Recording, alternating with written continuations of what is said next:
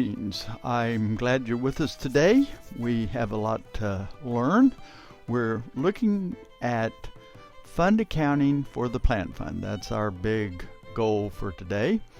Actually, we're going to do, it'll take several videos to get all the way through it, and so it makes sense with what we've already been doing. We're going to start by looking at the financial statements and the way fund accounting works in the plant fund on the financial statements. And when we're done looking at that, it may take several videos, then we're going to jump over and do what are the journal entries so we get the results on the financial statements that we need. Now we're organizing our thinking on this by looking at a document, and that document will be right down here at the bottom of the screencast site where you can upload a document, see attached documents. And so we're working through that document. You may want to download it and pause the video and download it and print it and have it beside you, but it's a fairly large document, and the document's called something like how to do fund accounting or how to do journal entries in the planned fund environment. But it's all about the planned fund, and the whole document's about the planned fund, and we're going to be going over the whole document in these videos. So it's up to you. In fact, if you can want to read it and not look at the videos, you can do that as well. And so thanks for being with me today, and as we go through this blog, and hope you enjoy it and can benefit from it. Don't forget, if you have questions or you want to add more information or even criticisms to what we're doing here, so just write them in the area right below the screen here, and we can get a conversation going about whatever issues it is that you're dealing with. To get us started and to give us a sort of point of reference, we're starting with the financial statements, the sample financial statements in the accounting manual. And as you know, we build our whole Sun+ world around these statements under the Appendix 17A, the sample, it's the Illustrative Combined Financial Statements International Model. That is the one that we target as our goal to make sure everyone is doing every month for their boards and their committees. And when we talk about the plant fund, I'd like to remind you of things that we picked up in the last video. If you didn't watch the last video on fund accounting, then you're probably missing something here, but you may be able to survive without it. But let's go ahead and look at one of the points. The very first point was that the figures in the total column are the same whether you're doing planned fund accounting or not, or doing fund accounting or not. So if you know about accounting, if you've been in a business and you've now hit this fund accounting, don't be overly alarmed. These things will be the same whether they've been broken into these two groups or not. And so just keep that in mind. And so in using the graphics of the video software that we're using here, I'm going to eliminate these so you can't see them for just a minute, and that's the statements if we were not using fund accounting. And then and so fund accounting is doing regular accounting but keeping the transactions separated into operating fund and, in our case, planned fund. Okay, and so we're going to make several observations about these financial statements as we go through. Now, to organize our thinking, so instead of me just making random observations, I'd like to draw your attention to the document that is shown below here, below the video you're watching, down in screencast where you can have attachments. And this document is a document called How to Make Fixed Asset Entries Following the SD Accounting Manual. Okay, to help you have a little bit of sense about this document has been completely vetted and completely reviewed by GCAS and everyone involved. This document has been completely approved by them, and it is fairly long. It's 38 pages. Now, what I'm doing is a little bit cockeyed because I'm going to start with the end of the document, because what I think might be best as far as these videos are concerned is we start with a clear understanding of the way the financial statements look, and then back into doing the entries to make sure that we get the right outcomes on the financial statements.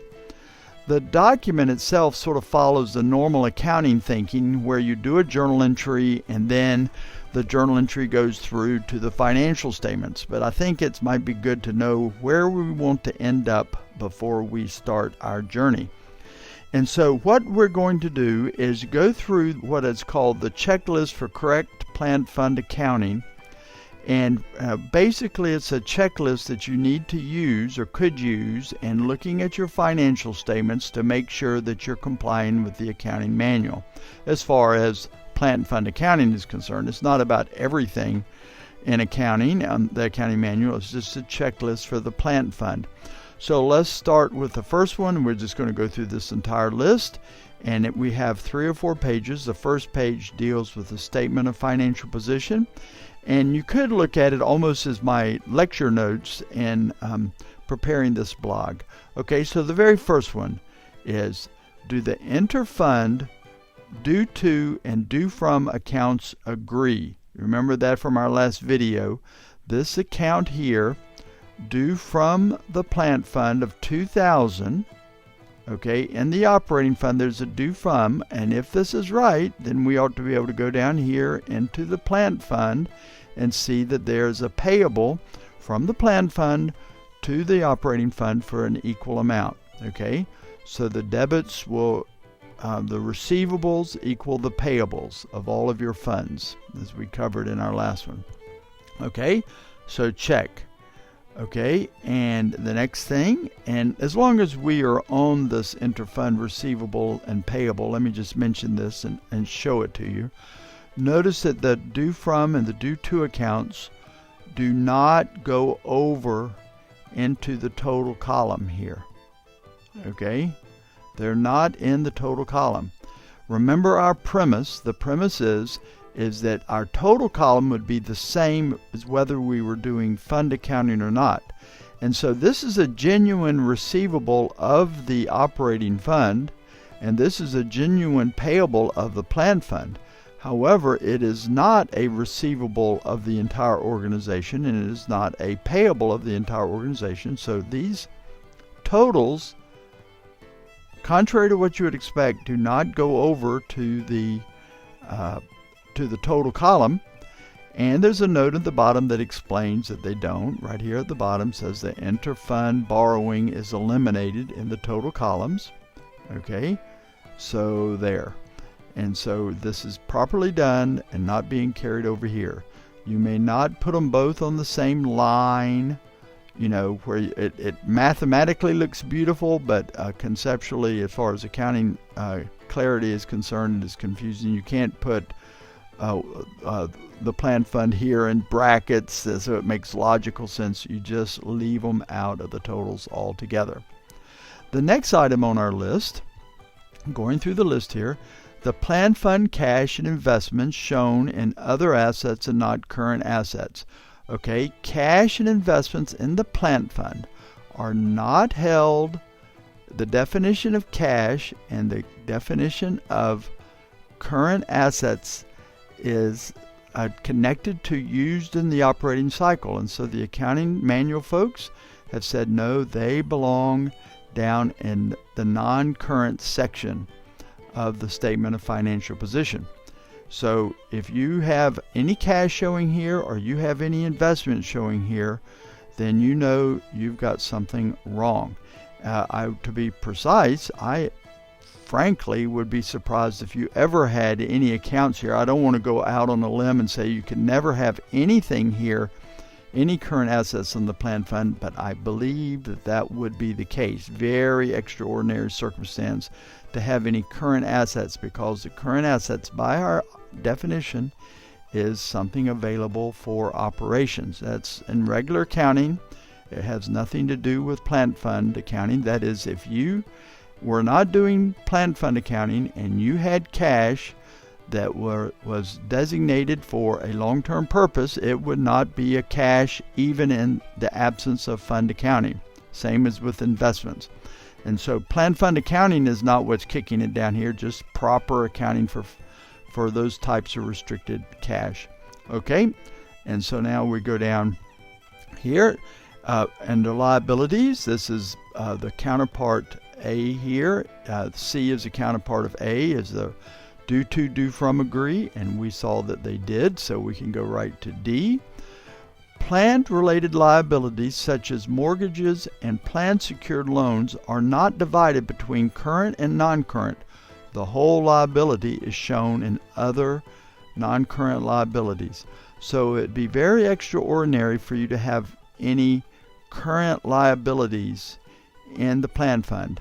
I know that they can exist if they are a liability connected to your your investment accounts, but if it's mostly the liabilities of the plant fund are a long-term or the mortgage on the building. And notice that we're not putting the current portion of the building up here and the long-term down here. The entire amount belongs down here and non-current, even if it's a month away from paying. Okay, and so let's make sure we're clear on that. All right, I hope you're having a good time, enjoying all this. We're just complete. Okay, and so in the net assets section, all right, this is a little bit complicated here, but let's just go look at it. The plant assets minus plant-related liabilities, such as mortgages and asset-secured loans, equals the net investment in plant. It sounds a little bit goofy. Basically, we're saying that the plant fund balances. Okay, the plant fund has two, what would be basically sub-funds in them. In the plant fund, you could really have three funds. We have three pots at work here. I hate to use the word pots, but it seems to be what everyone understands. We have the operating fund, and then we have the investment in plant fund. That is what most everyone has. But occasionally or frequently, or in most cases, hopefully, you have some money and investments that are set aside for the plant fund, okay, for plant replacement. Well, that goes into what is a different sub-fund, so to speak. And so we basically have three pots working here. We have the operating fund, and then we have the unexpended plant function within the plant fund, and we have the invested in plant function within the plant fund. Well, they are really two separate. They are really two separate funds because they're self-balancing. You could see here we have the unexpended plant fund of $1,243,890, and we go up here, and if we take the cash that they have, basically this cash would be that figure, but we do owe a little bit to the operating fund. So this asset minus this liability belongs to the unexpended portion of the plant fund, and the building, all the invested, the land, building, and equipments minus the long-term liability, the mortgage, equals the invested in plant function. So you really have two halves that are supposed to balance out separately. The first half up here is all about liquid assets and how much you have of those net of any current liabilities that are a burden against those liquid assets. And then you have your fixed asset portion, which is your fixed assets minus the mortgage, and that's the way that works. Okay, and I believe that is clear. Okay, so the big one to look for is, does your fixed assets minus any mortgages equal your investment in plant? And that is what we mean by E. And F is the things that are not plant okay, equal to the unexpended plan. So this basically, E and F are dividing to make sure that internally within the plan fund you have the two sections balancing out correctly.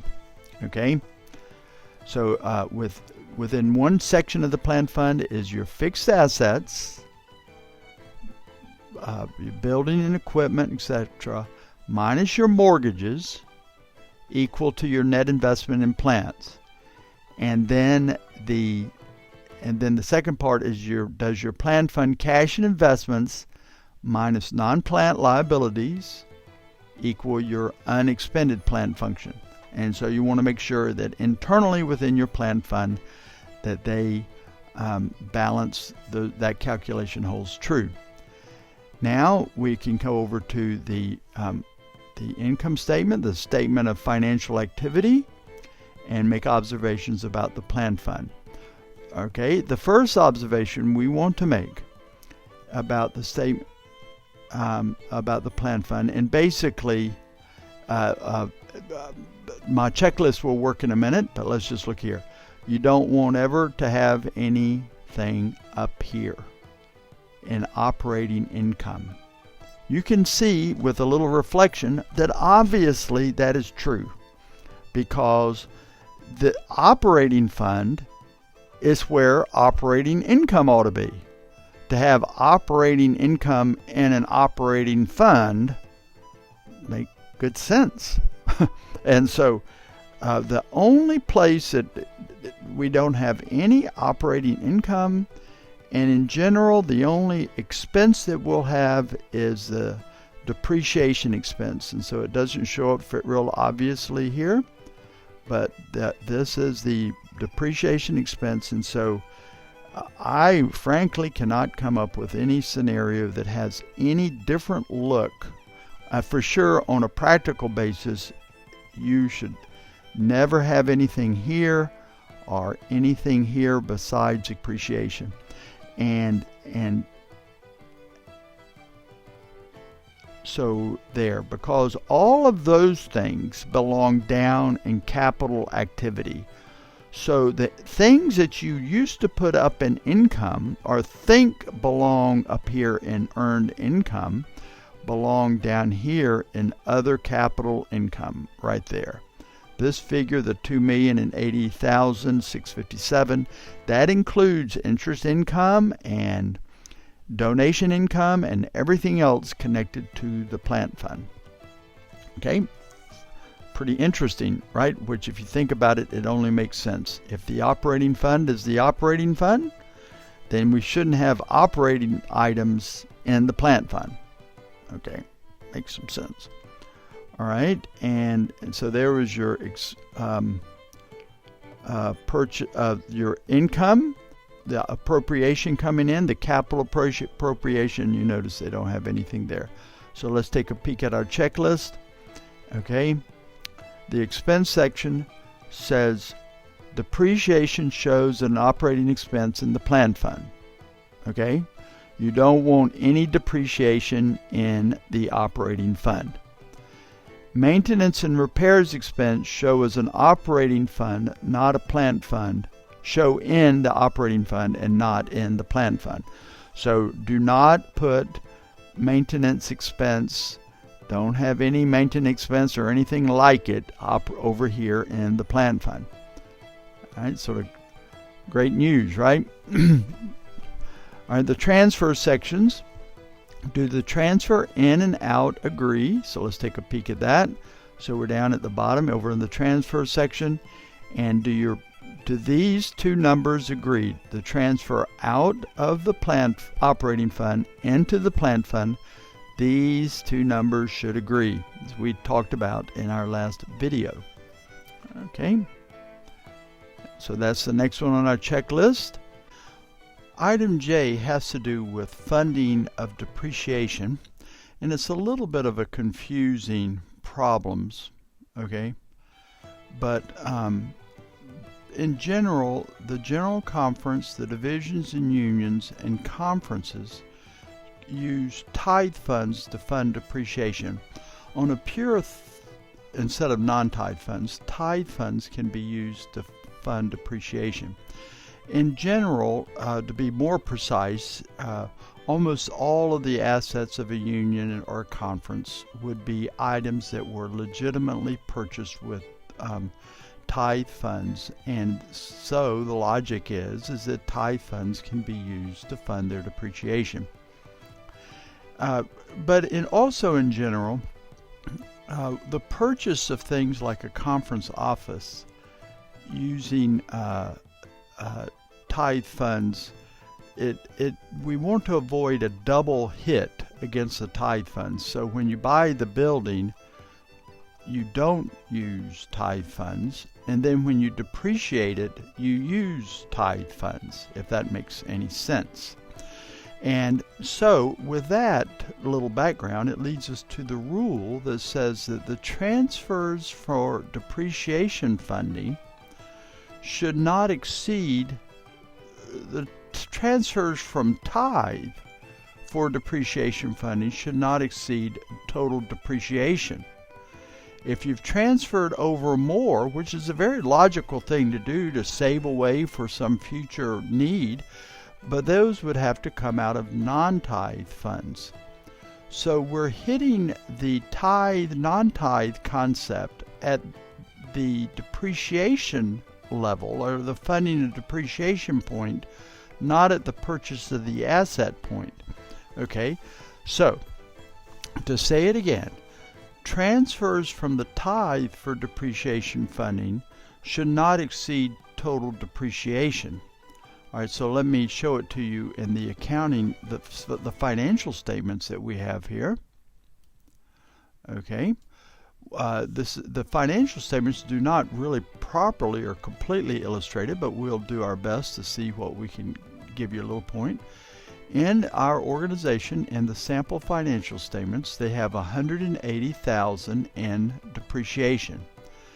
And the funding for that depreciation is a transfer from the operating fund into the plant fund. Notice they're the same amount as we're funding our depreciation. The part that is a mistake, or I think it's just a straight oversight, but it could be, is that this is all being booked from non-tithe to unexpended plant. And in most unions and conferences, almost the entire amount that would go over is from tithe to unexpended plant.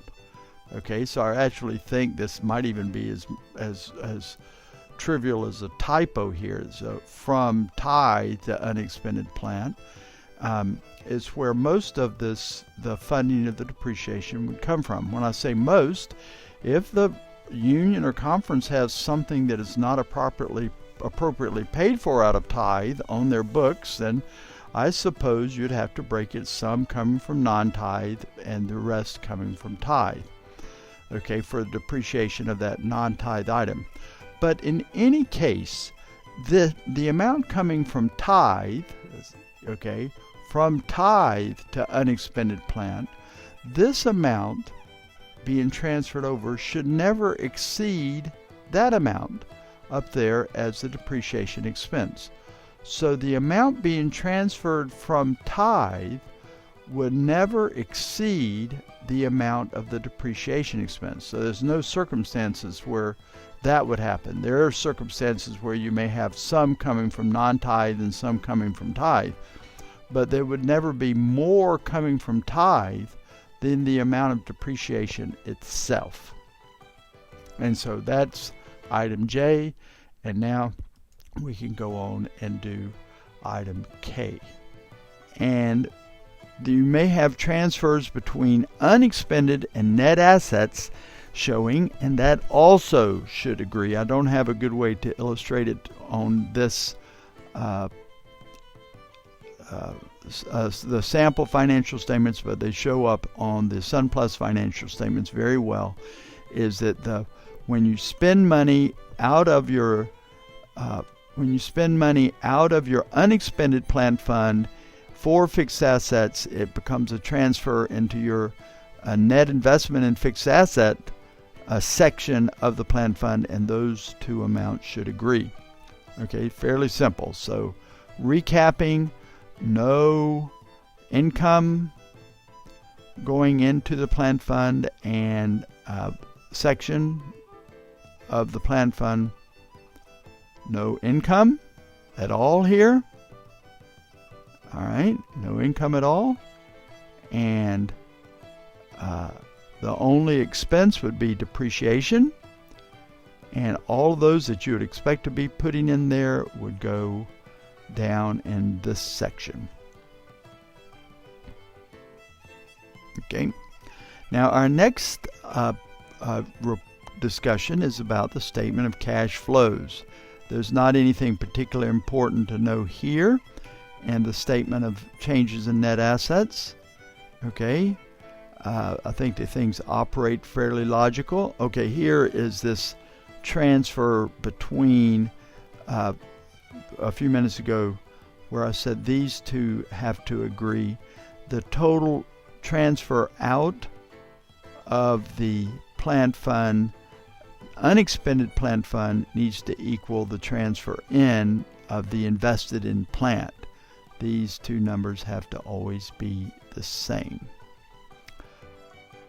Okay, let's drop down to our statement of cash flows, and we'll go through our list with the statement of cash flows. The first one has to do with depreciation. We add back depreciation under operating activities, so let's take a peek. And yes,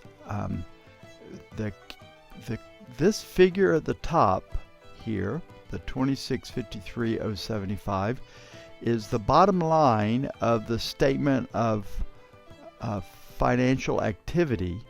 The bottom line in the accounting sense, it is analogous to net income.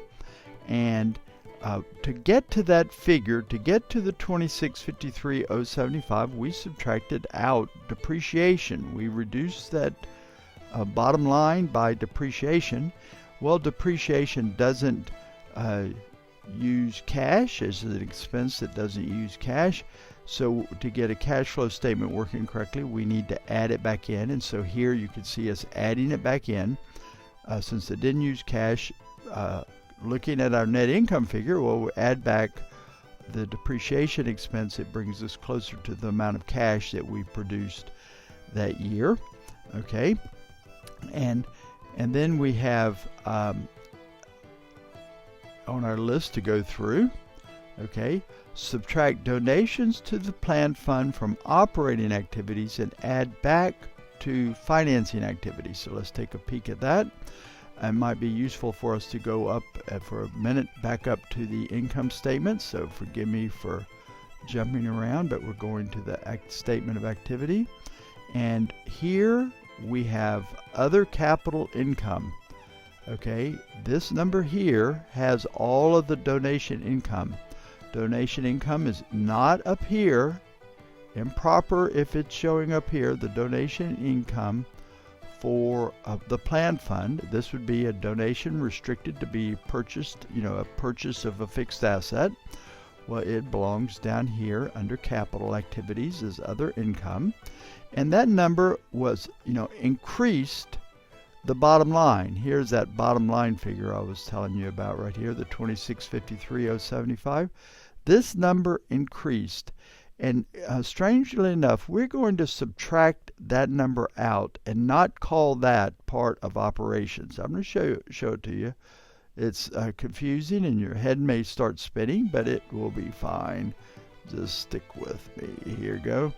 So here is the bottom line figure, the 2653,075. To get to that point, we added in any restricted donations restricted to the plan fund.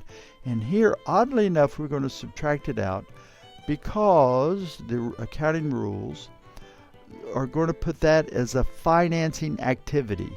So the reason we're basically subtracting it out up here and getting it out of operations is that we could show it as a financing activity instead of coming from operations. And if you think about it, I mean, if you've ever ran a new nonprofit, you know that it has a lot to, your donation income has a lot to do with operations. But in the minds of the people that come up with accounting rules, they want that donation income restricted to plan assets to be not part of operations, which makes sense because operating fund ought to have all the operations, it wants it to be down here as a financing activity, like the investors of a company putting investments into the company. That is the vision. So we've got to take our whatever donation income we had restricted for fixed assets showing in the plan fund, take it out here and add it in down here under financing activities. So that's our item number 2 on our list. Okay, this in here, the next one says that we want to subtract gain or add back loss from the sale of the plan assets from the operating activity. Okay, what we're going to do is to show the entire proceeds from selling assets. Okay, from the sale of assets, we're going to show the entire proceeds down here. So since a portion of those proceeds are partially gain or loss, so to speak, they have been included in this total figure and would need to be added back if we had a gain or loss from the sale of any of our assets. In our example here, we don't have any, so we have a 0. But if we had a gain or loss that went into the calculation of the 2653.075, we would remove the impact of that gain or loss. So if it was a loss that reduced this figure, we would add it back in, or if it were a gain that increased the 2653.075, we would subtract it out. And then we would show the entire amount from selling our fixed assets down here at the bottom in the aggregate. Since I'm not really trying to explain the preparation of the cash flow statement, you might need to go and get a little book on preparation of the cash flow statement, but just to remind you is that we want to show the total amount that we got from selling our assets down here as an investing activity, the total amount that we get from selling our investments and here as an investing activity. If we're going to show the total down here, then we need to remove the portion of that total that was a gain or loss from operations. Okay, so you may need to study that out a little bit. All right, and then the next one, okay, is basically the same thing, but instead of talking about plant assets being bought and sold, if we've got an investment that has been sold. So just I hate to belabor it, it's exactly the same logic. We want the proceeds from the sale of our investments to be here. If there was a portion of our sale of investment that was involved with calculating our increase in net assets, we want to remove that impact and combine it with the figures that we're showing down here in investing activities. And then finally, and the most important one, is that plan fund cash is not cash. Now I know that sounds like way crazy double talk, but the plan fund cash is an investment. So let me just show you the impact of that, and it's a challenge to explain it, but I think if you think about it in a second, it will make sense. Let me start off for you that like rules, this number here, the cash at the beginning of the year, the cash at the end of the year, and the net increase of cash is always 0 for the plant fund. All right, let that soak in for a moment. You never have an increase in cash for the plant fund. Well, it's sort of obvious. If you don't have cash in the plant fund, oh brother, here goes the double talk. If the cash in the plant fund is not cash but an investment, then it makes sense that you would never have an increase in cash, since there's no cash there, because anything that looked like cash in the plant fund is really an investment. Well, you say, but Mac, I genuinely have cash in the plant fund. Well, no, we are going to call that as an investment. Okay, then you may say, well, if it's not an increase of cash, where is it in the cash flow statement? And I'm going to show it to you right here. Okay, purchase of investments. The increase of cash that you would normally think about in the plant fund is really a purchase of more investments. Okay, so put on your seat belts, hold on. Okay, in the plant fund, the cash is not, what looks like cash is not cash, it's an investment. So on the statement of cash flows, you do not have an increase of cash. You don't have a balance of cash at the beginning of the year, and you don't have a balance at the end of the year. The increase of things that look like cash in your plant fund is a purchase of investment. Now, before you start writing me letters, let me remind you that what we're looking at here is the accounting manual. Okay, this is not Sun Plus. It's not me making up the rules. This is the accounting manual. So, an increase of cash-like things in the plant fund is a purchase of investment. If you put your increase of cash-like things here as a purchase of investment, the mathematics come through, so you have a zero here. If you didn't put your increase of cash-like things up here as an investment, you'd have a balance, which would be logical and match your cash-like thing balances, but it would be wrong. So there you go. It's a little bit confusing for you that like rules. Let me just give it to you again. These three numbers are always zero, and to get it to balance, what would be normally considered an increase of cash in the plant fund is really a purchase of investments. So this number here, the 1,158,765, is the increase of cash and other types of investments held by the plant fund. Wow.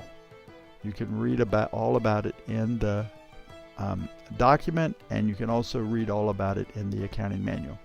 So that right now takes us to the end. If you download this document, you could see every one of the items in that checklist. We had A through P items, okay, and then there are pictures of the next 9 pages. We won't look at them now because that's what I just showed you, are pictures that illustrate every one of those 9 items, or those A through P items. And so you can just look at it. It shows you exactly where to look on the statement of the financial statements in the accounting manual. So this, the document completely illustrates each of those checkpoints. So thank you, and I appreciate you looking at these videos, and any feedback that you can give me I consider important.